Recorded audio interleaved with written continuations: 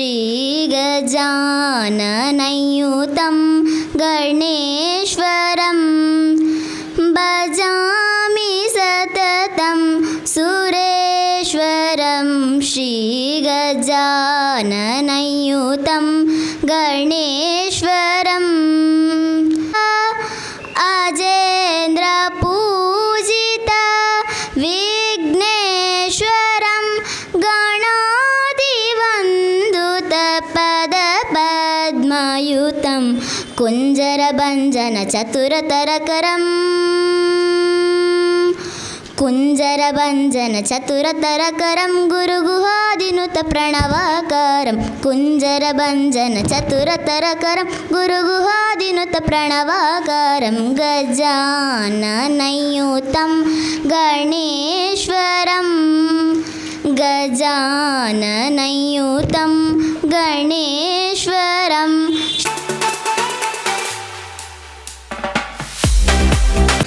ನಮಗೆಲ್ಲರಿಗೂ ಇವತ್ತು ಒಂದು ಸಂಭ್ರಮದ ದಿನ. ವಿಶೇಷವಾಗಿ ಪುತ್ತೂರು ಕೋಆಪರೇಟಿವ್ ಟೌನ್ ಬ್ಯಾಂಕ್ನ ಇತಿಹಾಸ ಪುಟಗಳಲ್ಲಿ ಬರೆದಿಡುವಂಥ ಒಂದು ದಿನ ಅಂತೇಳಿ ಹೇಳಲಿಕ್ಕೆ ಬಯಸ್ತೇನೆ.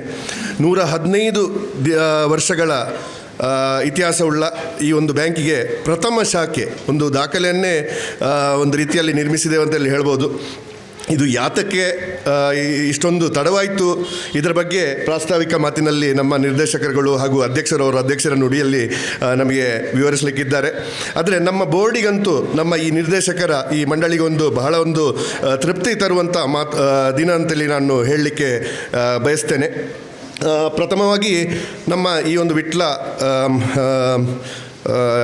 ಅರಸರು ಅವರ ಅಪ್ಪಣೆಯನ್ನು ನಾವು ಪಡ್ಕೊಂಡಿದ್ದೇವೆ. ಬಂಗಾರು ಅರಸರು ಹಿಂದಿನ ಶನಿವಾರ ಅವರ ಮನೆಗೆ ತೆರಳಿ ಅವರ ಅಪ್ಪಣೆಯನ್ನು ನಾವು ಪಡ್ಕೊಂಡಿದ್ದೇವೆ. ಅನಾರೋಗ್ಯ ನಿಮಿತ್ತ ಅವರು ಇಲ್ಲಿ ನಮ್ಮ ಜೊತೆ ಬಂದಿಲ್ಲ. ಅವರನ್ನು ನಮಸ್ಕರಿಸುತ್ತಾ ನಮ್ಮ ಈ ಒಂದು ಪುತ್ತೂರು ಕೋಆಪರೇಟಿವ್ ಟೌನ್ ಬ್ಯಾಂಕ್ನ ಅಧ್ಯಕ್ಷರಾಗಿರ್ತಕ್ಕಂಥ ಕಿಶೋರ್ ಕೊಳತ್ತಾಯರು ಬಹಳ ಸರಳತೆಯ ಮನುಷ್ಯ. ಅವರನ್ನು ಈ ಒಂದು ಸಮಾರಂಭಕ್ಕೆ ನಿಮ್ಮೆಲ್ಲರ ಪೂರ್ವವಾಗಿ ಹಾರ್ದಿಕವಾಗಿ ಸ್ವಾಗತಿಸ್ತಾ ಇದ್ದೇನೆ. ನಮ್ಮ ಇಂದಿನ ಮುಖ್ಯ ಅತಿಥಿ ನನ್ನ ಆತ್ಮೀಯ ಮಿತ್ರ ಕೂಡ ಹೌದು, ನಮ್ಮ ಈ ಪ್ರದೇಶದ MLC ಆಗಿರ್ತಕ್ಕಂಥ ಕಿಶೋರ್ ಕುಮಾರ್ ಪುತ್ತೂರು. ಇವರು ನಮ್ಮ ಜೊತೆಗಿದ್ದಾರೆ. ಅವರಿಗೆ ನಿಮ್ಮೆಲ್ಲರ ಪರವಾಗಿ ಪುತ್ತೂರು ಕೋಆಪರೇಟಿವ್ ಟೌನ್ ಬ್ಯಾಂಕ್ನ ಪರವಾಗಿ ಹಾರ್ದಿಕವಾಗಿ ಸ್ವಾಗತಿಸ್ತಾ ಇದ್ದೇನೆ.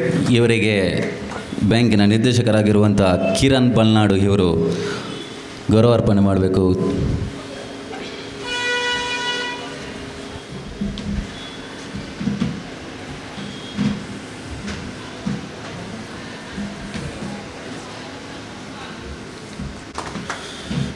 ಇನ್ನೊಬ್ಬ ಅತಿಥಿ ನಮ್ಮ ಸಹಕಾರಿ ಕ್ಷೇತ್ರದಲ್ಲಿ ಒಂದು ರೆವಲ್ಯೂಷನನ್ನು ಮೂಡಿಸಿದಂಥ ವ್ಯಕ್ತಿ, ಕ್ಯಾಂಪ್ಕೋ ಸಂಸ್ಥೆಯನ್ನು ಬಹಳ ಒಂದು ಅತ್ಯುನ್ನತ ಒಂದು ಇದಕ್ಕೆ ಏರಿಸಿದಂಥ ವ್ಯಕ್ತಿ, ನನ್ನ ಗುರುಗಳಂತಲೇ ಹೇಳ್ಬೋದು, SR ಸತೀಶ್ ಚಂದ್ರ ಅವರು ನಮ್ಮ ಜೊತೆಗಿದ್ದಾರೆ. ಅವರಿಗೂ ತುಂಬ ಸ್ವಾಗತ ಸರ್. ಇವರಿಗೆ ಇನ್ನೊಬ್ಬ ನಿರ್ದೇಶಕರಾಗಿರುವಂಥ ಶ್ರೀ ಸದಾಶಿವ ಪೈ ಪಿ ಇವರು ಗೌರವಾರ್ಪಣೆ ಮಾಡಬೇಕಾಗಿ ಕೇಳಿಕೊಳ್ತಾ ಇದ್ದೇವೆ.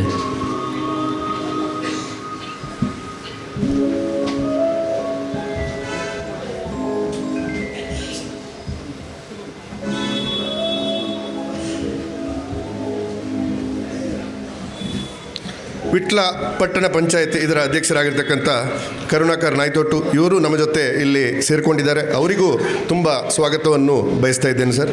ಇವರಿಗೆ ನಮ್ಮ ಸಂಸ್ಥೆ ನಿರ್ದೇಶಕಿಯಾಗಿರುವಂಥ ಶ್ರೀಯುತ ಜಯಂತಿ ನಾಯಕ್ ತಾವು ಗೌರವಾರ್ಪಣೆ ಮಾಡಬೇಕಾಗಿ ಕೇಳಿಕೊಳ್ತಾ ಇದ್ದೇನೆ.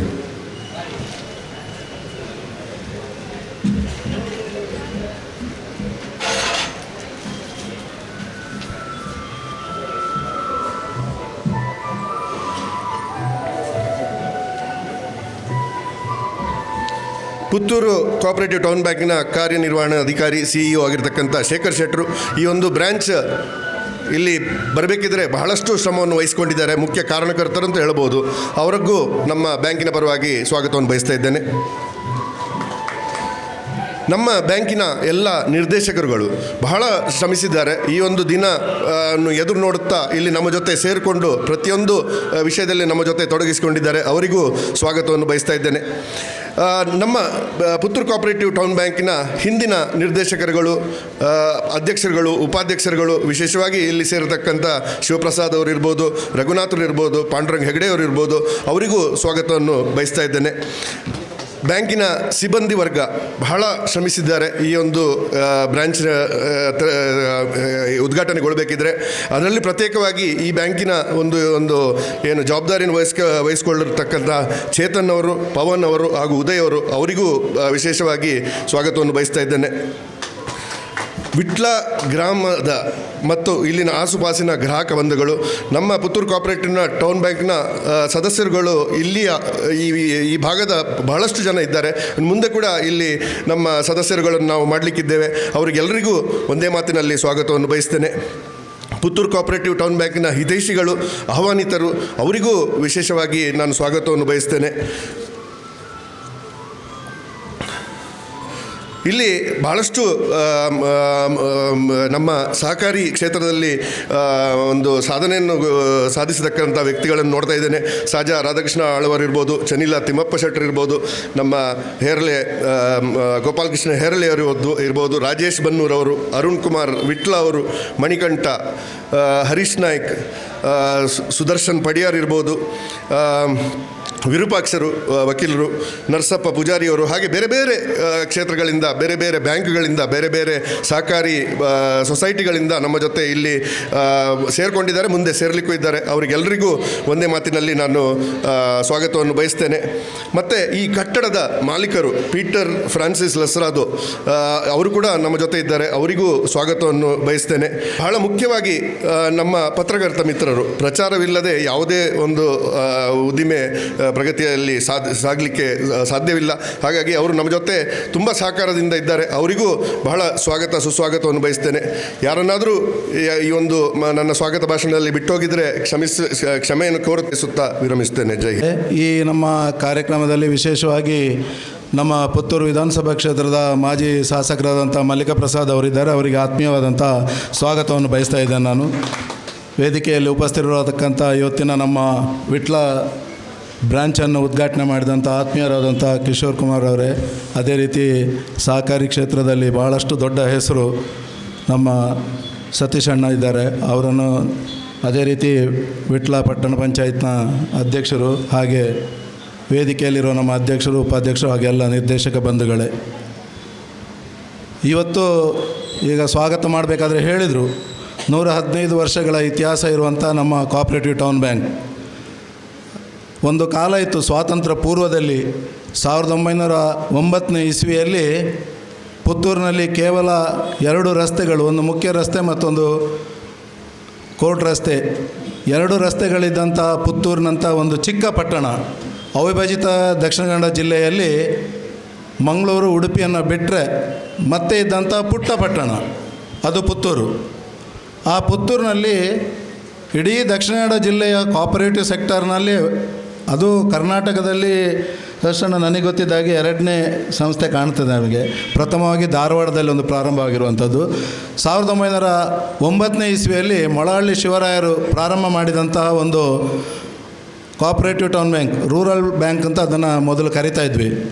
ಆ ಬ್ಯಾಂಕ್ ಕ್ರಮೇಣ ಆ ದಿನಗಳಲ್ಲಿ ಯಾವ ರೀತಿ ಇತ್ತು ಅಂದರೆ, ನಾನು ಆವಾಗಲೇ ಹೇಳಿದಾಗೆ ಪುತ್ತೂರು ಹೇಳುವಂಥ ಒಂದು ಚಿಕ್ಕ ಪಟ್ಟಣ, ಆ ಚಿಕ್ಕ ಪಟ್ಟಣದಲ್ಲಿರುವಂಥ ಎಲ್ಲ ಇವತ್ತು ಏನು ನಗರ ಪ್ರದೇಶವಾಗಿ ಮಾರ್ಪಾಡಾಗ್ತಿರುವಂಥ ಈ ಒಂದು ಸಂದರ್ಭ ಇದ್ದರೂ ಕೂಡ ಆವತ್ತಿನ ಒಂದು ಗ್ರಾಮೀಣ ಪ್ರದೇಶದಲ್ಲಿ ಕೋಆಪರೇಟಿವ್ ಸೆಕ್ಟರನ್ನು ಜನರಿಗೆ ಏನು ಸಹಾಯ ಮಾಡಬೇಕು ಅಂತ ಹೇಳುವಂಥ ಒಂದು ವಿಚಾರದಲ್ಲಿ ಆ ಕಾಲಕ್ಕೆ 1909ನೇ ಇಸ್ವಿಯಲ್ಲಿ ಆಣೆಗಳು, ಮುಕ್ಕಾಲುಗಳು ಇದ್ದಂಥ ಆ ಸಂದರ್ಭದಲ್ಲಿ ಸಾಲವನ್ನು ಕೊಡುವಂಥ ಒಂದು ಪ್ರಮೇಯವನ್ನು, ಅಂಥ ಒಂದು ವಿಚಾರವನ್ನು, ವಸ್ತುಗಳಿಗೆ ವಸ್ತುಗಳನ್ನು ಕೊಡ್ತಿದ್ದಂಥ, ಅಕ್ಕಿಯನ್ನು ಕೊಟ್ಟು ತೆಂಗಿನಕಾಯಿ ತಗೊಳ್ಳು, ತೆಂಗಿನಕಾಯಿಯನ್ನು ಕೊಟ್ಟು ಬೇರೆ ಏನಾದರೂ ವಸ್ತುಗಳನ್ನು ವಿನಿಮಯ ಮಾಡ್ತಿದ್ದಂಥ ಆ ಕಾಲದಲ್ಲಿ ದಕ್ಷಿಣ ಕನ್ನಡ ಜಿಲ್ಲೆಯಲ್ಲಿ, ಅವಿಭಜಿತ ದಕ್ಷಿಣ ಕನ್ನಡ ಜಿಲ್ಲೆಯಲ್ಲಿ ಪ್ರಪ್ರಥಮ ಬಾರಿಗೆ ಒಂದು ಕೋಆಪರೇಟಿವ್ ಒಂದು ರೆವಲ್ಯೂಷನ್, ಒಂದು ಕ್ರಾಂತಿಯನ್ನೇ ಮಾಡಿದಂಥ ಮೊಳಹಳ್ಳಿ ಶಿವರಾಯರು 1909ರಲ್ಲಿ ಈ ಒಂದು ಸೊಸೈಟಿಯನ್ನು ಪ್ರಾರಂಭ ಮಾಡ್ತಾರೆ.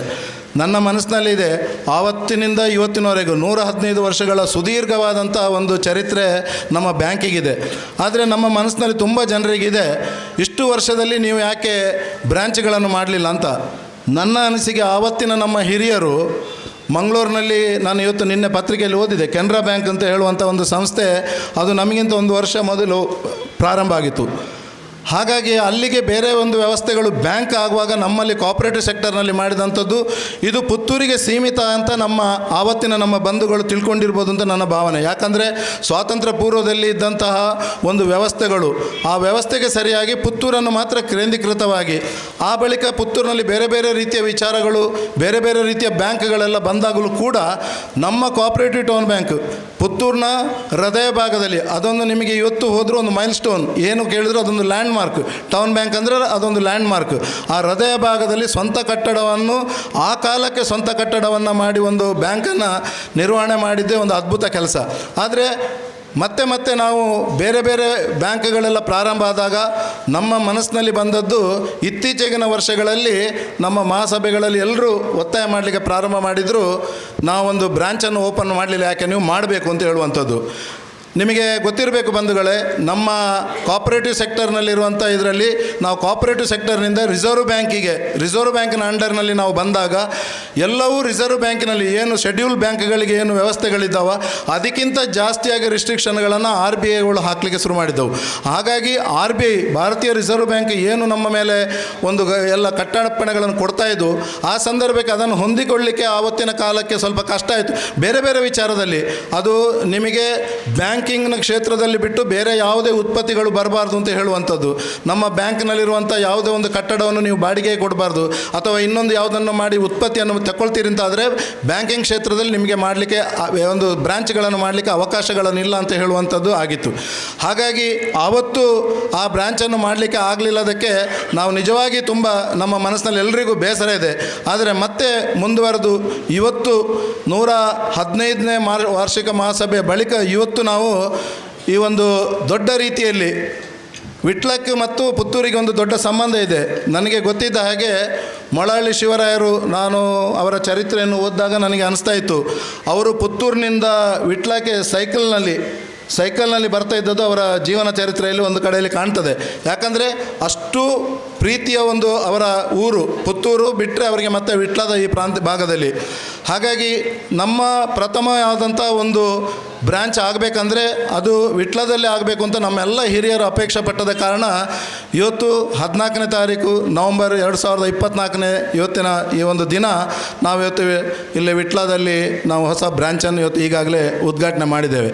ನಮ್ಮ ಬ್ಯಾಂಕಿನ ಇವತ್ತಿನ ಅಭಿವೃದ್ಧಿ ಅದೆಲ್ಲವೂ ನಾವು ನೋಡ್ತಾ ಹೋದರೆ ಶೆಡ್ಯೂಲ್ಡ್ ಬ್ಯಾಂಕ್ಗಳಿಗೆ ಹೋಲಿಸಿದರೆ ನಮ್ಮ ಬ್ಯಾಂಕ್ ಚಿಕ್ಕದೇ ಇರ್ಬೋದು, ಆದರೆ ಭದ್ರತೆ ಮತ್ತು ನಮ್ಮ ಗ್ರಾಹಕರಿಗೆ, ನಮ್ಮ ಮೆಂಬರ್ಗಳಿಗೆ ಇವತ್ತು ಕೂಡ ಬಲಿಷ್ಠವಾಗಿ ನಮ್ಮ ಬ್ಯಾಂಕ್ ಎದ್ದು ನಿಂತಿದೆ. ಇವತ್ತು ನಮ್ಮ ಬ್ಯಾಂಕ್ಗಳು ನಮ್ಮ ಚರಿತ್ರೆಯನ್ನು ತೆಗೆದು ನೋಡಿದರೆ 1909ರಿಂದ ಪ್ರಾರಂಭವಾಗಿ ಮೊನ್ನೆವರೆಗಿನ ಮಹಾಸಭೆಯಲ್ಲಿ ಯಾವತ್ತೇ ಒಂದು ವರ್ಷ ಕೂಡ ನಮ್ಮ ಬ್ಯಾಂಕ್ ಲಾಸ್ನಲ್ಲಿ ಹೋಗಲಿಲ್ಲ. ಯಾವತ್ತೂ ನಮ್ಮ ಬ್ಯಾಲೆನ್ಸ್ ಶೀಟನ್ನು ನೋಡಿದಾಗ ಒಂದೇ ಒಂದು ವರ್ಷದಲ್ಲಿ ಕೂಡ ಈ 115 ವರ್ಷದ ಇತಿಹಾಸದಲ್ಲಿ ನಾವು ಲಾಸಲ್ಲಿ ಹೋಗಲಿಲ್ಲ. ಯಾವತ್ತೂ ವರ್ಷದಿಂದ ವರ್ಷಕ್ಕೆ ನಮ್ಮ ಬ್ಯಾಂಕಿನ ಲಾಭಾಂಶಗಳು ಸರ್ಕಾರಿ ಬ್ಯಾಂಕ್ಗಳ ಇದಕ್ಕೆ ಹೋಲಿಸಿದರೆ ಕಮ್ಮಿ ಇರ್ಬೋದು, ಅದೇ ಸದೃಢವಾಗಿ ನಮ್ಮ ಪುತ್ತೂರಿನ ಜನರ ಮಾನಸ ಪುತ್ರನಂತೆ ಬೆಳೆದದ್ದು ಈ ಬ್ಯಾಂಕ್. ನನ್ನ ಮಟ್ಟಿಗೆ ಹೇಳಬೇಕಾದ್ರೆ ಪುತ್ತೂರಿನಲ್ಲಿ ನಾವು ಯಾವುದೇ ಭಾಗದಲ್ಲಿ ನೋಡಿದರೂ ಕೂಡ ಆ ಬ್ಯಾಂಕಿಗೂ ನಮಗೂ ಇರುವಂಥ ಸಂಬಂಧಗಳು, ಯಾಕಂದರೆ ಭಾಳ ಚಿಕ್ಕ ವಯಸ್ಸಿನಲ್ಲಿ 1972ನೇ ಇಸ್ವಿಯಲ್ಲಿ ಆ ಬ್ಯಾಂಕಿಗೆ ನನ್ನ ತಂದೆಯವರ ಜೊತೆ ಹೋಗಿ ನಾನು ವ್ಯವಹಾರ ಮಾಡಿದ್ದಿದೆ. ಇವತ್ತು ಇಲ್ಲಿ ನಮ್ಮ ಅಧ್ಯಕ್ಷರಿದ್ದಾರೆ, ಅಧ್ಯಕ್ಷರ ತಂದೆಯವರು ಸುಬ್ರಹ್ಮಣ್ಯ ಕೊಳತಾಯರು ಕೂಡ ಆ ಬ್ಯಾಂಕಿನ ಅಧ್ಯಕ್ಷರಾಗಿದ್ದರು. ಅವರ ಹಿಂದೆ ಅವರ ತಂದೆ ಕೂಡ ಆ ಬ್ಯಾಂಕಿನ ಅಧ್ಯಕ್ಷರಾಗಿದ್ದರು 3ನೇ ತಲೆಮಾರಿನಲ್ಲಿ. ಯಾಕಂದರೆ ಆ ಬ್ಯಾಂಕಿನ ಮೇಲೆ ಇರುವಂಥ ಪ್ರೀತಿಯನ್ನು ತೋರಿಸ್ತದೆ ಅದು. ಹಾಗಾಗಿ ಆವತ್ತಿನಿಂದ ಇವತ್ತಿನವರೆಗೂ ಆ ಪುತ್ತೂರಿನಲ್ಲಿ ಬ್ಯಾಂಕನ್ನು ನಾವು ಎಲ್ಲರೂ ಸೇರಿ ಕಟ್ಟಿ ಬೆಳೆಸಲಿಕ್ಕೆ ಶ್ರಮ ವಹಿಸಿದ್ದೇವೆ. ಭಾಳ ವಿಸ್ತಾರವಾಗಿ ನಮ್ಮ ಬ್ಯಾಂಕ್ಗಳು ಆಗದಿದ್ದರೂ ಕೂಡ ಏನು ಇರುವಂಥ ಒಂದು ನಮ್ಮ ಮೂಲ ವೃಕ್ಷ ಅದು ಗಟ್ಟಿಯಾಗಿ ಇವತ್ತು ಇದೆ. ಹಾಗಾಗಿ ನಾವು ಎಲ್ಲರೂ ಅಲ್ಲಿಂದ ಇವತ್ತು ಮುಂದುವರಿಸಿ ಇವತ್ತು ಹೊಸ ಒಂದು ಶಾಖೆಗೆ ಪ್ರಾರಂಭ ಮಾಡಲಿಕ್ಕೆ ಬರ್ತಾ ಇದ್ದೇವೆ. ನಮ್ಮ ಬ್ಯಾಂಕ್ನ ಇತಿಹಾಸವನ್ನು ನೀವು ನೋಡಿದರೆ ನಾವು 1934-35ನೇ ಇಸ್ವಿಯಲ್ಲಿ ಇರಬೇಕು, ಅದನ್ನು ಓದಿದ್ದೆ ನಾನು. ಆವಾಗ ಪುತ್ತೂರಿನಲ್ಲಿ ಯಾವುದೇ ಇವತ್ತಿನ ಇಲೆಕ್ಟ್ರಿಫಿಕೇಷನ್ ಆಗಲಿ, ಕರೆಂಟ್ಗಳು ಯಾವುದು ಬರಲಿಕ್ಕೆ ಪ್ರಾರಂಭವಾದದ್ದು ವರ್ಷಗಳು ಅಲ್ಲ ಆಗಿರಲಿಲ್ಲ. ಆ ಹೊತ್ತಿನಲ್ಲಿ ಪುತ್ತೂರಿನ ಮುಖ್ಯ ರಸ್ತೆಯಲ್ಲಿ ಲಾಟಾಣ ದೀಪವನ್ನು ಪುತ್ತೂರು ಕೋಆಪರೇಟಿವ್ ಟೌನ್ ಬ್ಯಾಂಕ್ನ ಮುಖಾಂತರ ಲಾಟಾಣ ದೀಪವನ್ನು ಹೊತ್ತಿಸಿಕೊಂಡು ಅದನ್ನು ಒಂದೊಂದು ಕಂಬದಲ್ಲಿ ಸಂಜೆ ನಮ್ಮ ಬ್ಯಾಂಕಿನ ಅಟೆಂಡರ್ ಆಗಿದ್ದಂಥ ಆವಾಗ ನನಗೆ ಗೊತ್ತಿರುವ ಹಾಗೆ ಹರಿಯಪ್ಪ ಹೆಗಡೆ ಅಂತ ಒಬ್ಬರು ಇದ್ರಂತೆ.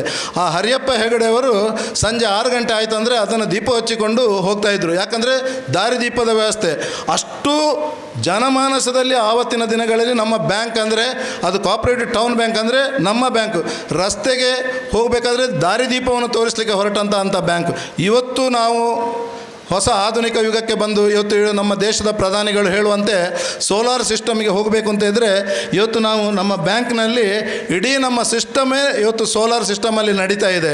ನಮ್ಮ ಕರೆಂಟನ್ನು ನಾವು KEBಗೆ ಮತ್ತು ನಾವು ಕೊಡುವಂಥ ವ್ಯವಸ್ಥೆಗೆ ನಾವು ಈ ವರ್ಷಕ್ಕೆ ಪಾದಾರ್ಪಣೆ ಮಾಡಿದ್ದೇವೆ.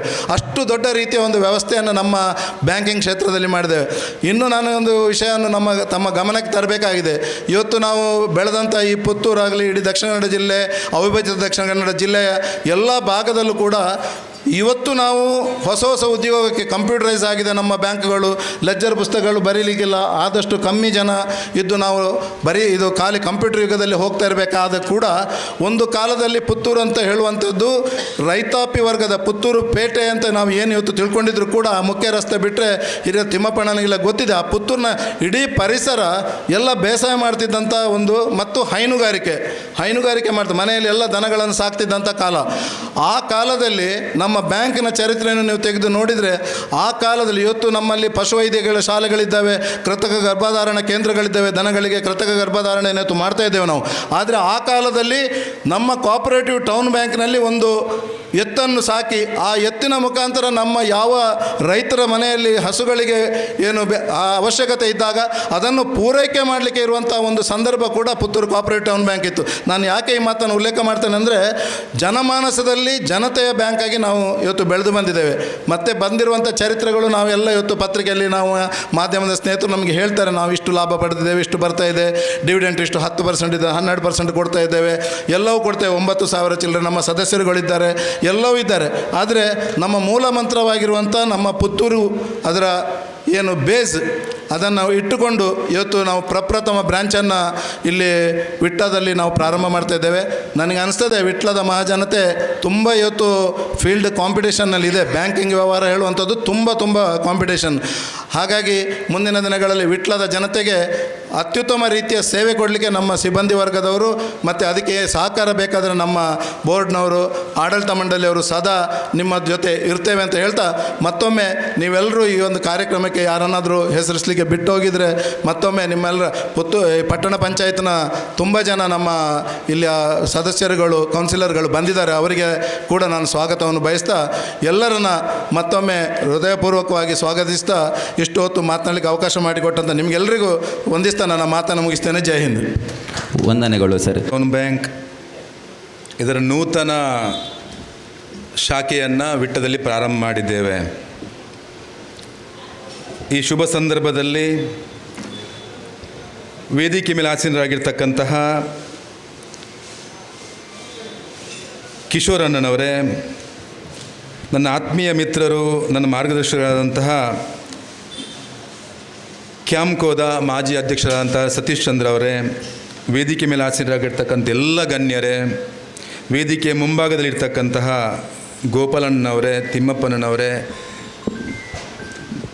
ಮಾಜಿ ಶಾಸಕರಾದಂಥ ಗೌರವಾನ್ವಿತ ಮಲ್ಲಿಕಕ್ಕನವರೇ, ಸೇರ್ತಕ್ಕಂಥ ವಿಟ್ಲ ಭಾಗದ ಎಲ್ಲ ಮಹಾಜನರೇ,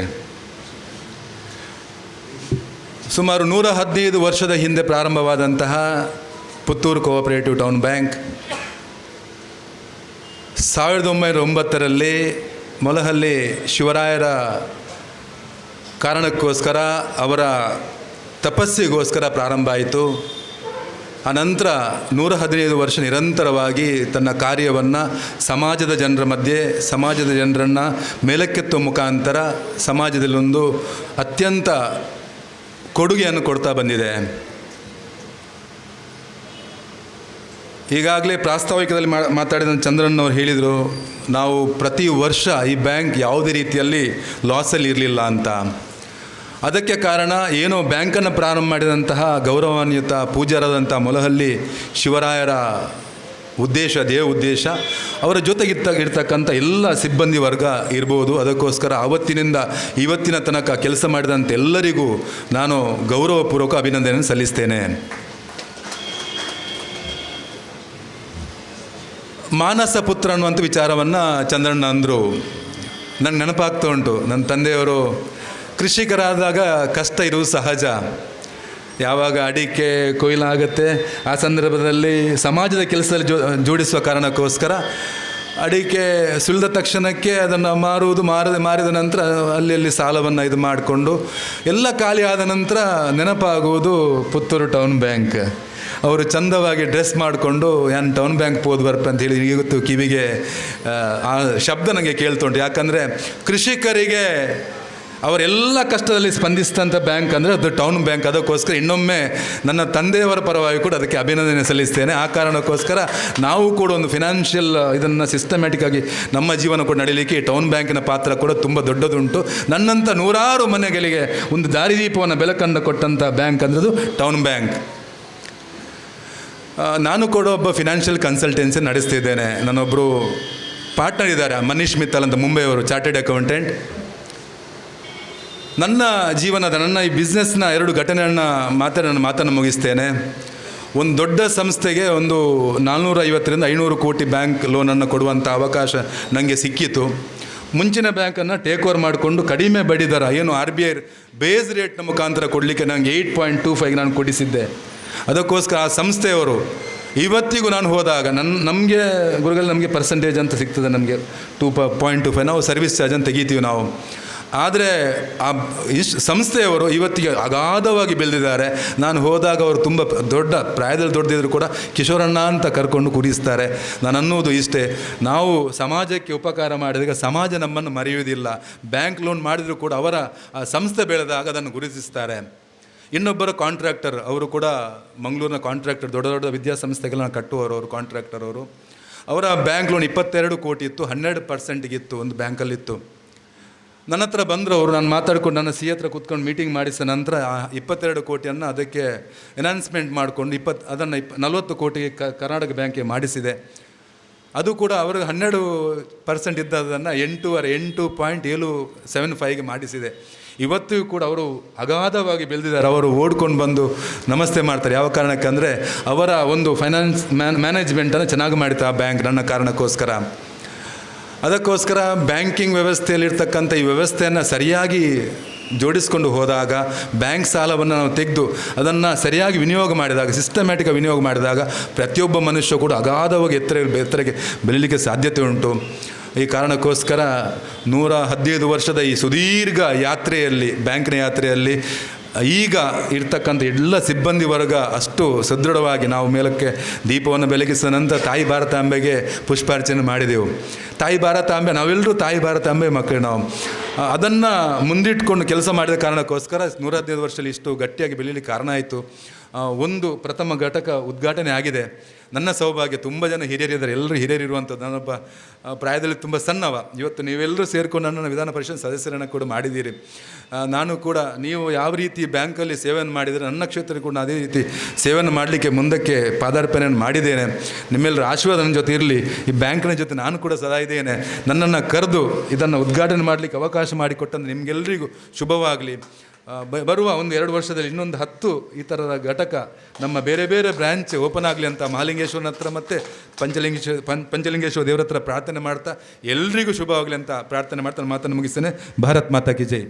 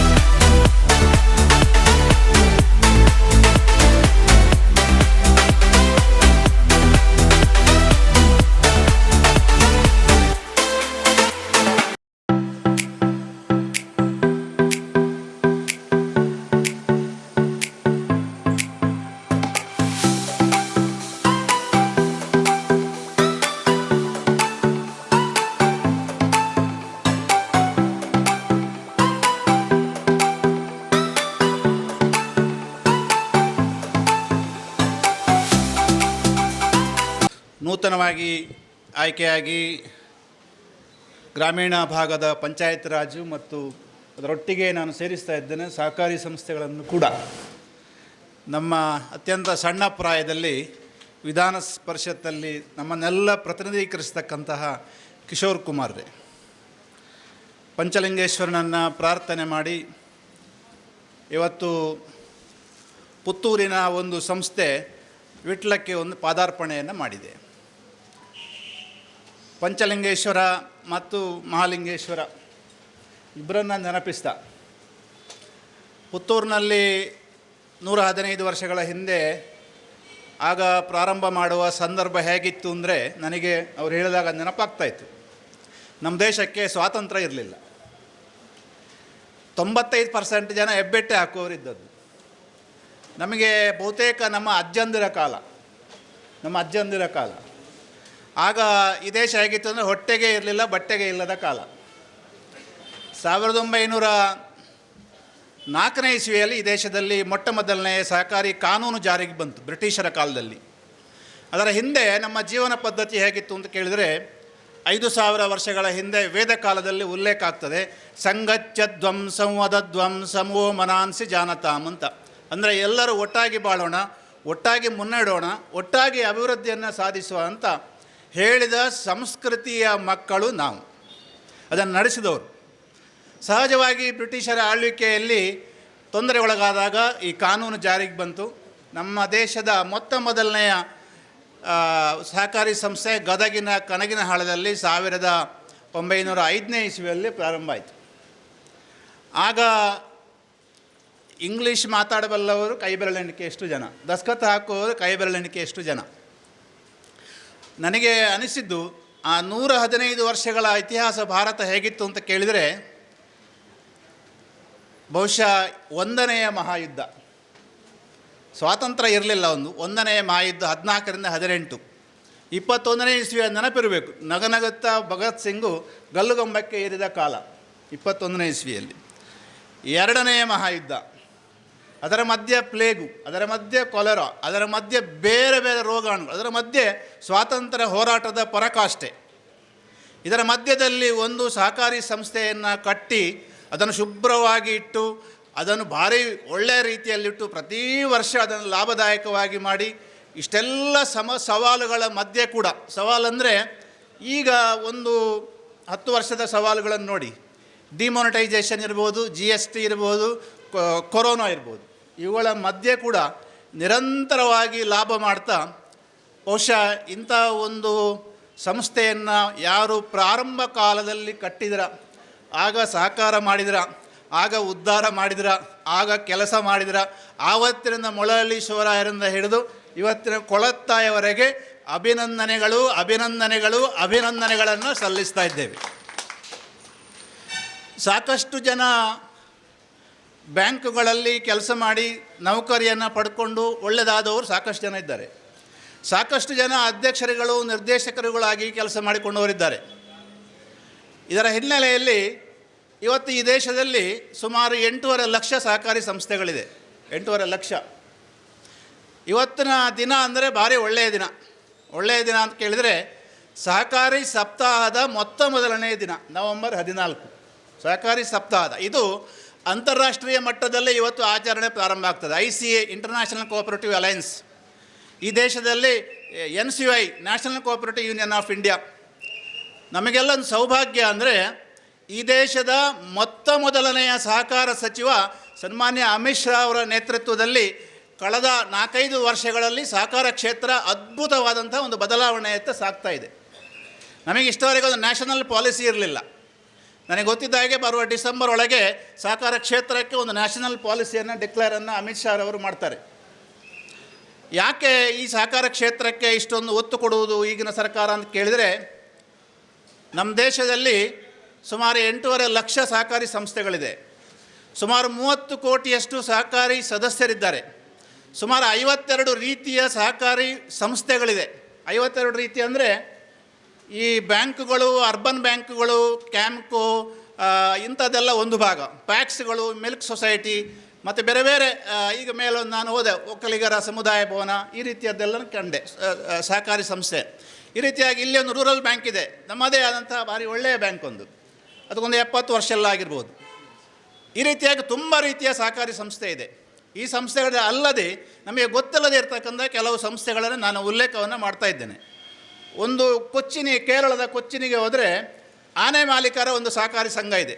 ನಾನು ಮತ್ತು ಕೊಂಕೋಡಿಯವರು ಒಂದು ಸಲ ಹೋದಾಗ ಅವರ ಜನರಲ್ ಬಾಡಿಗೆ 100 ಆನೆಗಳ ಪಥಸಂಚಲನ ಮುಖಾಂತರ ಜನರಲ್ ಬಾಡಿ ಆಗಿತ್ತು.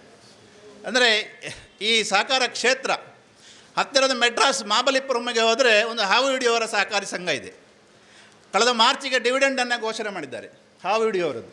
ಆ ಹಾವಿನ ವಿಷವನ್ನು ತೆಗೆದು ಅದಕ್ಕೊಂದು ಟ್ಯಾಗ್ ಹಾಕಿ ಆ ಹಾವಿನ ವಿಷ ಮೆಡಿಸಿನಲ್ ವ್ಯಾಲ್ಯೂ ಇರತಕ್ಕಂಥದ್ದು, ಅವರು ಕೂಡ ಡಿವಿಡೆಂಡನ್ನು ಡಿಕ್ಲೇರ್ ಮಾಡಿದ್ದಾರೆ. ಇನ್ನು ಇಫ್ಕೋ ಇದೆ, ಕ್ರಿಪ್ಕೋ ಇದೆ, ನ್ಯಾಷನಲ್ ಲೆವೆಲಲ್ಲಿ ಅಮೂಲ್ ಇದೆ. ಭಾರಿ ದೊಡ್ಡ ದೊಡ್ಡ ಕ್ಷೇತ್ರಗಳಲ್ಲಿ ನಾವು ಸಹಕಾರ ಕ್ಷೇತ್ರದ ಮುಖಾಂತರ ಕೆಲಸ ಮಾಡಲಿಕ್ಕೆ ನಮಗೆ ಸಾಧ್ಯ ಆಗಿದೆ. ಇವತ್ತು ದೇಶದ GDPಯಲ್ಲಿ 25% ಪಾಲು ಸಹಕಾರ ಕ್ಷೇತ್ರದ ಪಾಲು. GDPಯಲ್ಲಿ ಭಾರತದ GDPಯಲ್ಲಿ 25% ಕೊಡುಗೆ ಇದ್ದರೆ ಅದು ನಮ್ಮ ಕೊಡುಗೆ, ಸಹಕಾರ ಕ್ಷೇತ್ರದ ಕೊಡುಗೆ. ಇದನ್ನೆಲ್ಲ ಗೊತ್ತು ಮಾಡಬೇಕು ಅಂತೇಳಿ ಸಹಕಾರಿ ಸಪ್ತಾಹವನ್ನು ಆಚರಣೆ ಮಾಡ್ತಾ ಇರೋದು. ಆದರೆ ಟೌನ್ ಬ್ಯಾಂಕಿನವರು ಒಂದು ಸ್ವಲ್ಪ ಮುಂದೆ ಹೋದರು. ಕೇವಲ ಗೊತ್ತು ಮಾಡೋದು ಮಾತ್ರ ಅಲ್ಲ, ನಮ್ಮ ಒಂದು ಹೆಜ್ಜೆ ವಿಟ್ಲದಲ್ಲಿ ಇರಬೇಕು ಅಂತ ಹೇಳ್ತಕ್ಕಂಥ ಒಂದು ಹೆಜ್ಜೆಯನ್ನು ವಿಟ್ಲದಲ್ಲಿ ಇಟ್ಟಿದ್ದಾರೆ. ಈ ಸಂಸ್ಥೆ ಯಶಸ್ವಿ ಆಗ್ತದೆ, ಈ ಶಾಖೆ ಕೂಡ ಯಶಸ್ವಿ ಆಗ್ತದೆ. ನಮ್ಮ ಸರಸ್ವತಿಯಿಂದ ಮೊದಲನೆಯ 1 ಕೋಟಿ ಡೆಪಾಸಿಟನ್ನು ಇಡುವುದರೊಂದಿಗೆ ಈ ಸಂಸ್ಥೆ ಬೆನ್ನು ತಟ್ತಾ ಇದ್ದೇವೆ. ಇದು ಅಭಿವೃದ್ಧಿ ಆಗಬೇಕು, ಜನಗಳಿಗೆ ಎಲ್ಲರಿಗೂ ಈ ಭಾರತ ಏನು ಅಭಿವೃದ್ಧಿಯ ನಾಗಲೋಟದಲ್ಲಿದೆ ಅಲ್ಲ, ಅದರಲ್ಲಿ ಪುತ್ತೂರಿನ ಟೌನ್ ಬ್ಯಾಂಕ್ ಕೂಡ ತನ್ನದೇ ಆದ ಕೊಡುಗೆ. ಅವರ ಹಿಂದೆ ಎಲ್ಲ ಲೈಬ್ರರಿಯನ್ನು ಮಾಡಿದರು ಒಮ್ಮೆ, ಅದರ ನಂತರ ಲಾಟ ಅನ್ನೋ ವ್ಯವಸ್ಥೆಯನ್ನು ಮಾಡಿದರು. ಈಗ ಡಿಜಿಟಲ್ ವ್ಯವಸ್ಥೆ ಈಗ ಭಾರಿ ಬದಲಾಗಿದೆ. ಅದರಲ್ಲಿ ಟೌನ್ ಬ್ಯಾಂಕ್ ಕೂಡ ಹಿಂದೆ ಉಳಿಯುವುದಿಲ್ಲ, ಮುಂದೆ ಬರ್ತದೆ ಅಂತ ಹೇಳುವ ವಿಶ್ವಾಸದಿಂದ ಈ ಸಹಕಾರ ಕ್ಷೇತ್ರದ ಇಂಪಾರ್ಟೆನ್ಸ್ ಏನು ಅಂತ ಕೇಳಿದರೆ, ನಾವೆಲ್ಲರೂ ಸಹಕಾರ ಕ್ಷೇತ್ರದ 8.5 ಲಕ್ಷ ಜನ ಸೇರಿ ಎಲ್ಲಾದರೂ 1 ತಿಂಗಳು ಬಂದ್ ಮಾಡ್ತೇವೆ ಅಂತ ಹೇಳಿದರೆ ಅಮಿತ್ ಶಾನೇ ನಮ್ಮ ಹತ್ರ ಒಂದು ಪಂಚಾಯತಿಗೆ ಬರ್ತಾರೆ. ಅಂದರೆ ಅಷ್ಟು ನಮ್ಮ ಇಂಪಾರ್ಟೆನ್ಸ್ ಇದೆ ಇವತ್ತು.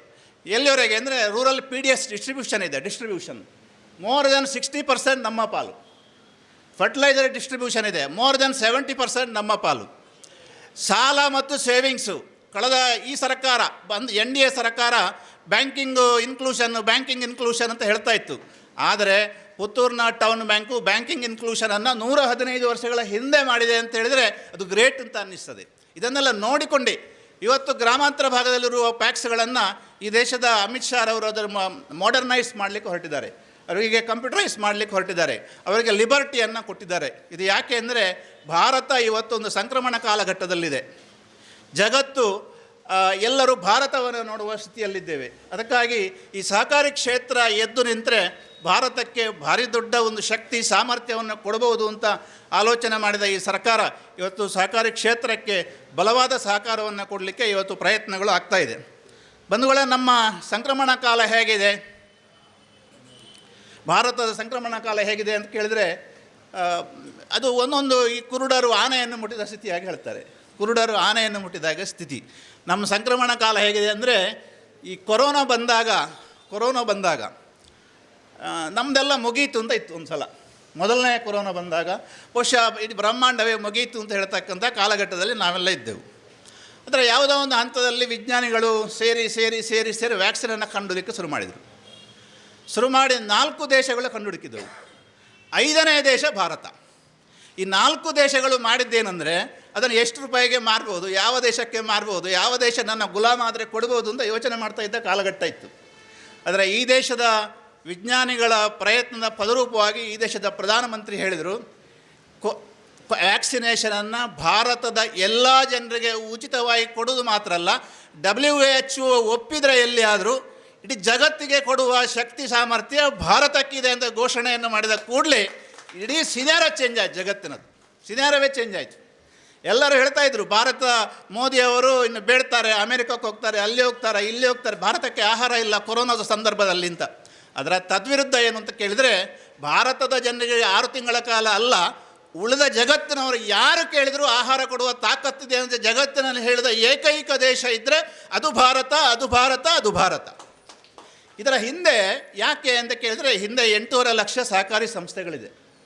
ನಮ್ಮ ತಾಕತ್ತಿದೆ, ನಮ್ಮ ಸಾಮಾನ್ಯ ಒಬ್ಬ ಹಳ್ಳಿಯ ಹಾಲು ಸೊಸೈಟಿಯ ಅಧ್ಯಕ್ಷರಿಂದ ಹಿಡಿದು ಈ ದೇಶದ ಅಮಿತ್ ಶಾನವರೆಗೆ ನಮ್ಮ ನಿತ್ಯವಾಗಿ ಅದರ ಬಗ್ಗೆ ನಾವು ಆ್ಯಕ್ಟಿವಿಟೀಸನ್ನು ಮಾಡ್ತೇವೆ. ಸರ್ಕಾರಕ್ಕೆ 100% ಟ್ಯಾಕ್ಸನ್ನು ಕೊಡ್ತೇವೆ. ಎಲ್ಲಿವರೆಗೆ ಅಂತ ಕೇಳಿದರೆ, ಒಂದು ನನ್ನ ಮಿತ್ರನ ಒಂದು ಸೊಸೈಟಿಗೆ ಡಿಮಾನಿಟೈಸೇಷನ್ ಆಗಿ 6 ತಿಂಗಳಾಗಬೇಕಿದೆ. 6 ದಿವಸದಲ್ಲಿ ಇನ್ಕಮ್ ಟ್ಯಾಕ್ಸ್ ರೈಡ್ ಮಾಡಿದರು. 6 ದಿವಸದಲ್ಲಿ. ಇವನಲ್ಲಿ ಹಳೆ ನೋಟ್ ಉಂಟ, ಹೊಸ ನೋಟ್ ಉಂಟ ಎಂತ ಅಂತೇಳಿ. ತಪ್ಪಲ್ಲ, ಅವರು ಮಾಡಿದ್ದು ತಪ್ಪಲ್ಲ. ಆದರೆ ಅವನಿಗೆ ಒಂದೇ ಒಂದು ನೋಟ್ ಸಿಗಲಿಲ್ಲ. 100% ಆ ಸಂಸ್ಥೆ ಚೆನ್ನಾಗಿತ್ತು. ಕಡೆಗೆ ಅಲ್ಲಿಯ CEO ಹೇಳಿದ ಮಾತೇನೆಂದರೆ, ನೀವು ನೋಡಿದ್ದೆಲ್ಲ ಸರಿ ಒಪ್ತೇನೆ, ನೀವು ಪ್ರೆಸ್ನವರಿಗೂ ಹೇಳಬೇಕಿದ್ದನ್ನು ಅಂತ. ಪ್ರೆಸ್ನವರನ್ನೆಲ್ಲ ಕರೀತೇನೆ, ಈ ಸಂಸ್ಥೆ ಚೆನ್ನಾಗಿದೆ ಅಂತ ಹೇಳಬೇಕು ಅಂತ. ಅಂದರೆ ನಮಗೆ ಅಷ್ಟು ತಾಕತ್ತಿದೆ ಇವತ್ತು ಅಂತ ಹೇಳಿ.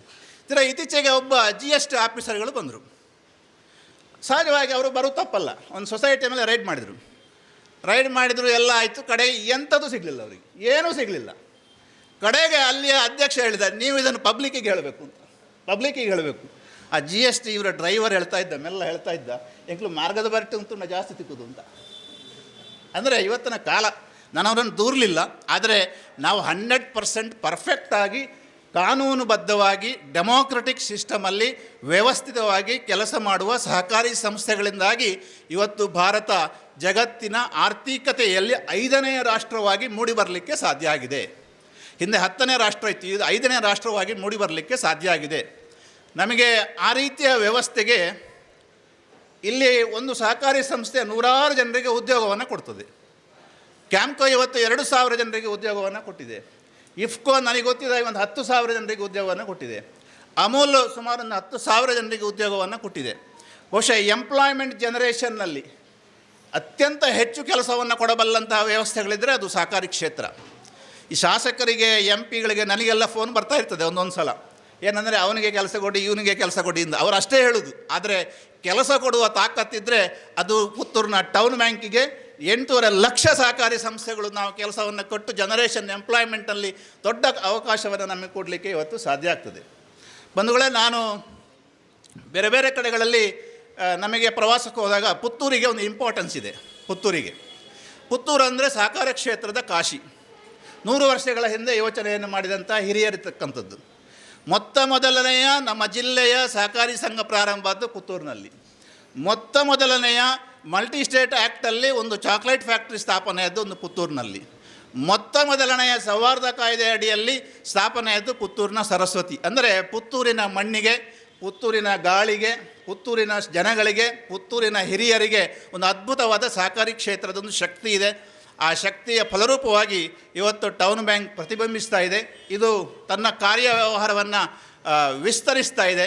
ವಿಸ್ತರಿಸುವ ಸಂದರ್ಭದಲ್ಲಿ ನಾವೊಂದು ಪ್ರತಿ ವರ್ಷ ಲಾಭ ಮಾಡುವುದು, ಒಳ್ಳೆಯ ಆಡಿಟ್, ಇದೆಲ್ಲ ಒಂದು ಭಾಗ. ಆದರೆ ಇನ್ನೊಂದು ಭಾಗ ಇದೆ. ನಾವು ಸಾಮಾಜಿಕವಾಗಿ ಸೋಷಲ್ ಕ್ಯಾಪಿಟಲನ್ನು ಎಷ್ಟು ಮಾಡ್ತೇವೆ, ಇದು ಇವತ್ತಿನ ಅವಶ್ಯಕತೆ.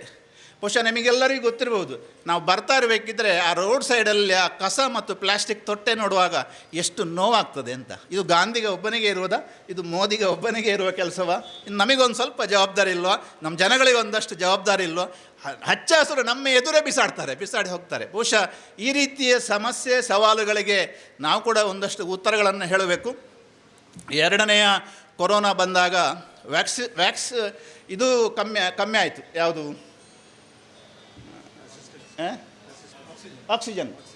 ಆಕ್ಸಿಜನ್ನ ಭಾರಿ ದೊಡ್ಡ ಗೊದ್ದಲ ಆಕ್ಸಿಜನ್ ಇದ್ದು. ಆ ಸಂದರ್ಭದಲ್ಲಿ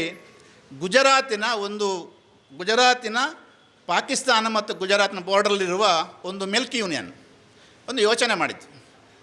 ಇಷ್ಟೊಂದು ದೊಡ್ಡ ಸಮಸ್ಯೆ ದೇಶಕ್ಕೆ, ಸಮಾಜಕ್ಕೆ, ರೈತರಿಗೆ, ಜನಗಳಿಗೆ, ಜಗತ್ತಿಗೆ ಬಂದಿರುವಾಗ ನಾನೇನು ಮಾಡ್ಬೋದು ಅಂತ ಯೋಚನೆ ಮಾಡಿತ್ತು. ಅಲ್ಲಿ ಅಧ್ಯಕ್ಷರ ತುರ್ತು ನಿರ್ಣಯವನ್ನು ಕೈಗೊಂಡರು.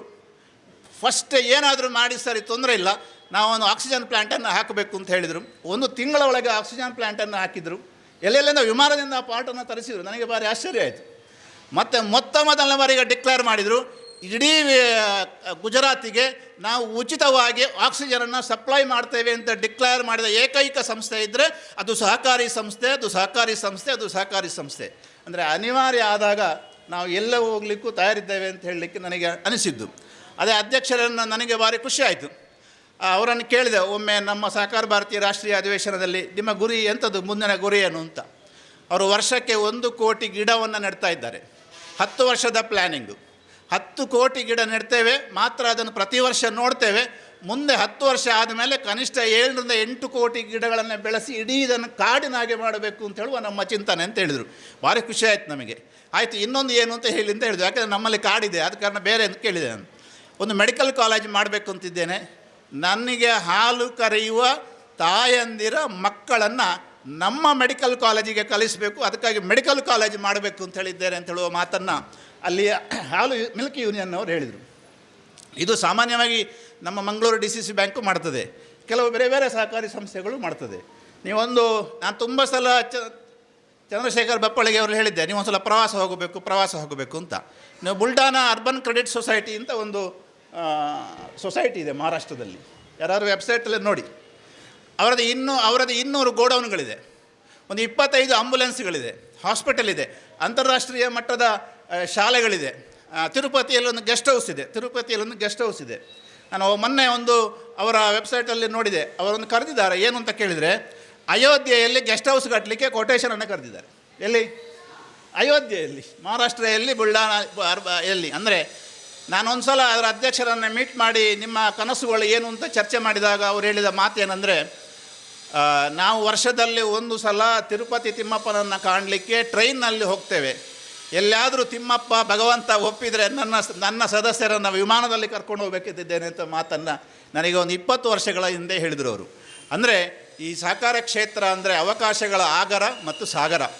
ನಾಯಕತ್ವದಕ್ಕೆ ವಿಫಲವಾದಂಥ ಅವಕಾಶ, ಸೇವೆ ಮಾಡಲಿಕ್ಕೆ ಭವ್ಯವಾದಂಥ ಅವಕಾಶ, ಜನಸಾಮಾನ್ಯರು ಎಲ್ಲರಿಗೂ ಕೂಡ ಸಮಾನತೆಯನ್ನು ತೋರಿಸ್ತಕ್ಕಂಥ ವ್ಯವಸ್ಥೆ ಇರ್ತಕ್ಕಂಥ ಒಂದು ಪವಿತ್ರ ಕ್ಷೇತ್ರ ಅಂತ ಇದ್ದರೆ ಅದು ಸಹಕಾರ ಕ್ಷೇತ್ರ. ಆ ಕ್ಷೇತ್ರದ ಪವಿತ್ರವಾದಂತಹ ಒಂದು ಬ್ಯಾಂಕು ಇವತ್ತು ವಿಟ್ಲಕ್ಕೆ ಕಾಲಿಟ್ಟಿದೆ. ಇದು ಯಶಸ್ವಿಯಾಗಲಿ, ಒಳ್ಳೆಯ ಠೇವಣಿ ಬರಲಿ, ಒಳ್ಳೆಯ ಸಾಲ ಹೋಗಲಿ, ಒಳ್ಳೆಯ ಲಾಭ ಬರಲಿ, ಸಾಮಾಜಿಕ ಕ್ಯಾಪಿಟಲ್, ಸೋಷಲ್ ಕ್ಯಾಪಿಟಲನ್ನು ಹೆಚ್ಚು ಮಾಡಲಿಕ್ಕೆ ಹೊಸ ಯೋಚನೆಗಳು ನಿಮ್ಮೊಂದಿಗೆ ಬರಲಿ. ನಿಮ್ಮೊಂದಿಗೆ ನಾವು ಕೂಡ ಸದಾ ಇದ್ದೇವೆ. ರಾಜ್ಯ ಮಟ್ಟದಲ್ಲಿ, ದೇಶ ಮಟ್ಟದಲ್ಲಿ ಹೆಸರು ಪಡೀಲಿಕ್ಕೆ. ಇವತ್ತು ಬ್ಯಾಂಕಿಂಗ್ ಕ್ಷೇತ್ರ ಅಂದರೆ ತುಂಬ ಸವಾಲಿನ ಕ್ಷೇತ್ರ, ಅಷ್ಟು ಸುಲಭ ಅಲ್ಲ. ಯಾಕಂದರೆ ಕಟ್ ಕಾಂಪಿಟೇಷನ್ ಇದೆ. 1.5ಗೆ ಇಂಟ್ರೆಸ್ಟಿಗೂ ವ್ಯತ್ಯಾಸ ಇದ್ದರೆ ಆಚೆ ಹೋಗ್ತಾನೆ. ಎಲ್ಲವನ್ನು ಮೀರಿ ಬೆಳೆಸ್ತಕ್ಕಂತಹ ಸವಾಲುಗಳು ನಮ್ಮ ಪುತ್ತೂರು ಕೋಆಪರೇಟಿವ್ ಟೌನ್ ಬ್ಯಾಂಕಿಗೆ ಇದೆ. ಇದು ಬೆಳೆಯಲಿ, ಒಳ್ಳೆಯದಾಗಲಿ ಅಂತ ಹೇಳ್ತಾ, ಮತ್ತೊಮ್ಮೆ ಸಹಕಾರಿ ಸಪ್ತಾಹ ನಾಡ್ದು 20ನೇ ತಾರೀಕಿನವರೆಗೆ ನಡೀತಾ ಇದೆ. ರಾಜ್ಯದ ಎಲ್ಲ ಕಡೆ ನಡೀತಾ ಇದೆ. ಇದು ಕೂಡ ಯಶಸ್ವಿಯಾಗಲಿ.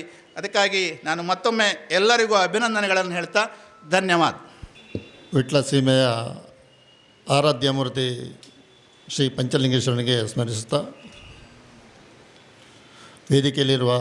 ವೇದಿಕೆಯ ಸಭಾಧ್ಯಕ್ಷರೇ ಹಾಗೂ ಎಲ್ಲ ಗಣ್ಯರೇ,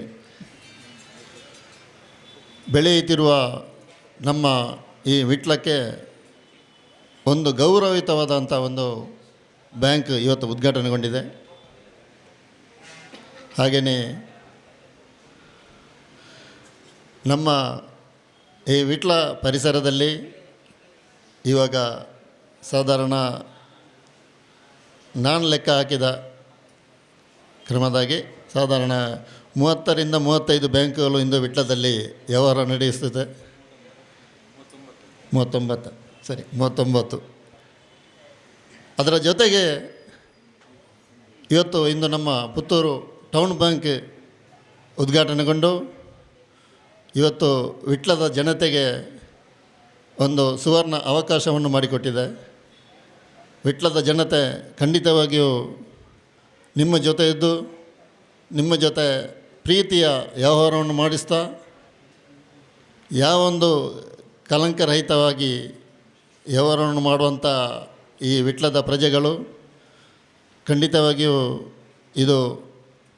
ಈ ಸಂಸ್ಥೆ ಇನ್ನಷ್ಟು ಎತ್ತರಕ್ಕೆ ಬೆಳಗುವಿ.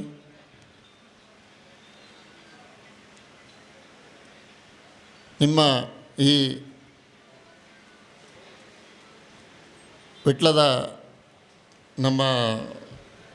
ವಿಟ್ಲಕ್ಕೆ ಪಾದಾರ್ಪಣೆಗೊಳಿಸಿದಂಥ ನಮ್ಮ ಈ ಬ್ಯಾಂಕಿನ ಆಡಳಿತ ವರ್ಗಕ್ಕೆ ತುಂಬು ಹೃದಯದ ಅಭಿನಂದನೆಗಳನ್ನು ಸಲ್ಲಿಸ್ತಾ, ಶ್ರೀ ಪಂಚಲಿಂಗೇಶ್ವರನು ನಿಮ್ಮ ಈ ಆಡಳಿತ ವರ್ಗ ಹಾಗೂ ಸಿಬ್ಬಂದಿ ವರ್ಗಕ್ಕೆ ಯಾವುದೇ ಒಂದು ತೊಂದರೆಯನ್ನು ಕೊಡದ ರೀತಿಯಲ್ಲಿ ವ್ಯವಹಾರ ನಡೆಸ್ತಾ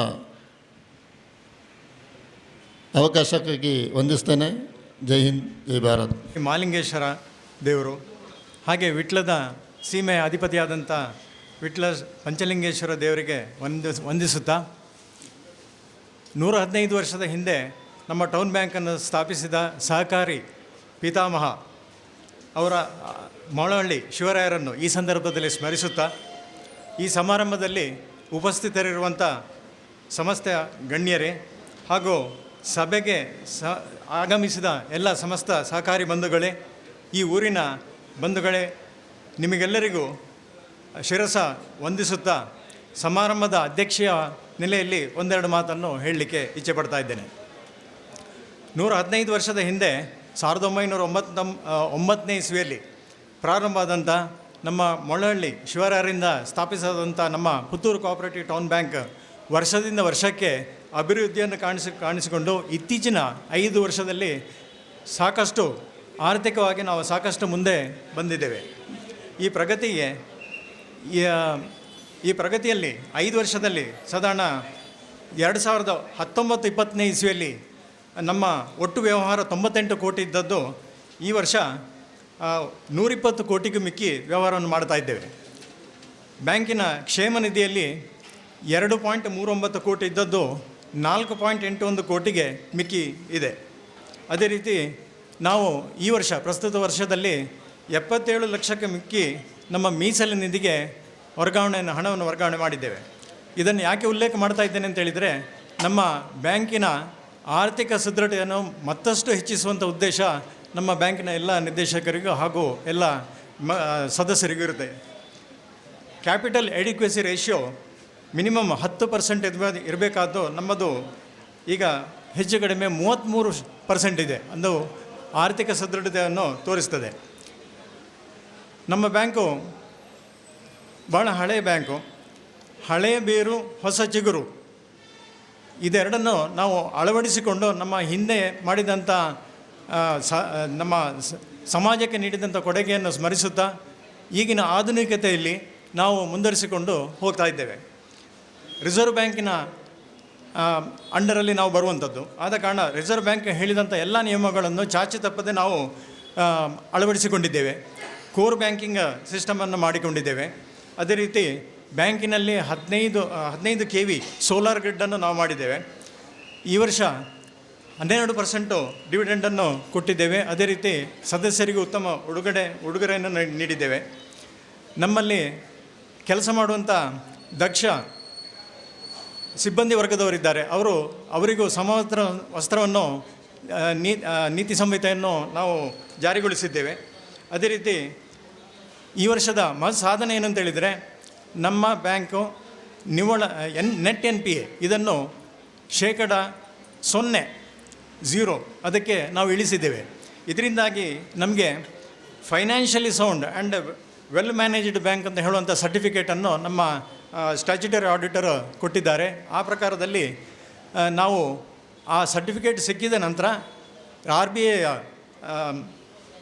ನಿಯಮಾನುಸಾರವಾಗಿ ನಾವು ಕೆಲವೊಂದು ದಿಟ್ಟ ಹೆಜ್ಜೆಯನ್ನು ಇಡಬೇಕು ಅಂತ ಹೇಳುವಂಥ ಉದ್ದೇಶದಲ್ಲಿ ನಾವು ಬ್ಯಾಂಕನ್ನು ಒಂದು ಬ್ರ್ಯಾಂಚನ್ನು ಓಪನ್ ಮಾಡಬೇಕು ಅಂತ ನಾವು ಆಲೋಚನೆ ಮಾಡ್ತಾ ಇರುವಾಗ ಎಲ್ಲಿ ಮಾಡ್ಬೋದು ಅಂತೇಳಿ ಹೇಳುವ ವಿಚಾರ ಬಂದಾಗ ಎಲ್ಲರೂ ಯುನಾನಿಮಸ್ ಆಗಿ ನಾವು ಮಾಡಿದ್ದು ವಿಟ್ಲದಲ್ಲೇ ಮಾಡುವ ಅಂಥೇಳಿ. ಯಾಕಂದರೆ ನಮ್ಮ ಪುತ್ತೂರು ಮತ್ತು ವಿಟ್ಲಕ್ಕೆ ಬಹಳ ಹಿಂದಿನ ಸಂಬಂಧವೇ ಇದೆ. ಸೊ ಈ ಕಾರಣಕ್ಕಾಗಿ ನಾವು ವಿಟ್ಲದಲ್ಲಿ ಪ್ರಾರಂಭ ಮಾಡ್ತಾ ಇದ್ದೇವೆ. ಇದು ನಮ್ಮ ಎಲ್ಲ ಸದಸ್ಯರ ಕನಸು. ಇದನ್ನು ಆ ನಿಟ್ಟಿನಲ್ಲಿ ನಾವಿಲ್ಲಿ ನಿಮ್ಮ ಎದುರು ನಿಂತಿದ್ದೇವೆ. ನಮ್ಮ ಬ್ಯಾಂಕಿನಲ್ಲಿ ಎಲ್ಲ ರೀತಿಯ ಬ್ಯಾಂಕಿಂಗ್ ಆ್ಯಕ್ಟಿವಿಟೀಸನ್ನು ನಾವು ಮಾಡ್ತಾ ಇದ್ದೇವೆ. ನಮ್ಮಲ್ಲಿ ಗೃಹ ಸಾಲ ಸಿಗ್ತದೆ, ಆಸ್ತಿ ಅಡಮಾನ ಸಾಲ ಉಂಟು, ವ್ಯಾಪಾರ ಸಾಲ ಇದೆ, ಹಾಗೂ ವಿಶೇಷವಾಗಿ ಚಿನ್ನಾಭರಣ ಸಾಲ ಇದೆಲ್ಲವನ್ನು ನಾವು ಕೊಡ್ತಾ ಇದ್ದೇವೆ. ನಾವು ಮುಂಚೂಣಿಯಲ್ಲಿದ್ದೇವೆ ಪುತ್ತೂರಿನಲ್ಲಿ. ಈ ನಿಟ್ಟಿನಲ್ಲಿ ನಾವು ಅದೇ ರೀತಿ ನಾವು ನಮ್ಮ ಠೇವಣಿಗೆ ಭಾರತ ಸರ್ಕಾರದ ವಿಮಾ ಭದ್ರತೆ ಸಹ ಇದೆ. ಆಕರ್ಷಕ ಬಡ್ಡಿಯನ್ನು ನಾವು ಕೊಡ್ತಾ ಇದ್ದೇವೆ. ಈ ಎಲ್ಲ ಸೇವೆಯನ್ನು ವಿಟ್ಲದ ಜನರು ಉಪಯೋಗಿಸಿಕೊಂಡು ನಮಗೆ ಸಂಪೂರ್ಣ ಸಹಕಾರ ನೀಡಬೇಕು ಅಂತೇಳಿ ನಾನು ಕೇಳಿಕೊಳ್ತಾ, ಮತ್ತೊಮ್ಮೆ ಇಲ್ಲಿ ಸೇರಿದಂಥ ಎಲ್ಲ ಗಣ್ಯರಿಗೂ ಹಾಗೂ ಸೇರಿದಂಥ ಎಲ್ಲ ಸಹಕಾರಿ ಬಾಂಧವರಿಗೂ ಮತ್ತು ವಿಟ್ಲದ ಸಮಸ್ತ ಜನರಿಗೂ ಶಿರಸ ನಮಸ್ಕರಿಸುತ್ತಾ ನನ್ನ ಅಧ್ಯಕ್ಷೀಯ ಭಾಷಣವನ್ನು ಮುಗಿಸ್ತೇನೆ. ಜೈ ಹಿಂದ್, ಜೈ ಸಹಕಾರಿ.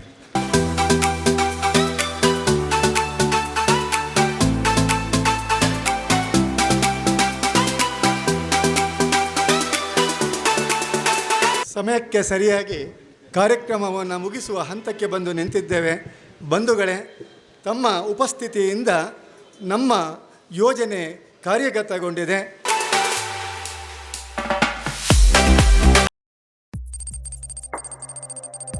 ವಸ್ತುನಿಷ್ಠತೆ, ವಿಶ್ವಾಸಾರ್ಹತೆ, ನಿಖರತೆಗಾಗಿ ನೋಡ್ತಾ ಇರಿ ನ್ಯೂಸ್ ಪುತ್ತೂರು, ಜನಮನದ ಪ್ರತಿಧ್ವನಿ.